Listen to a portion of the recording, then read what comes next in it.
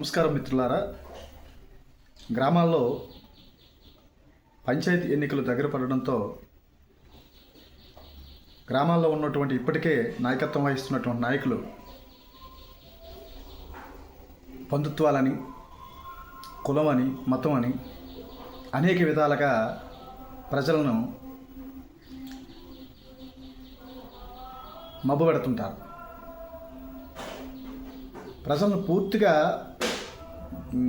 Confuse చేసి వీరు రాజకీయాలకి వీళ్ళకి స్వార్థంగా ఉపయోగించుకుంటారు ప్రజలని. కనుక గ్రామంలో ప్రజలు కానీ యువకులు కానీ అప్రమత్తంగా ఉండి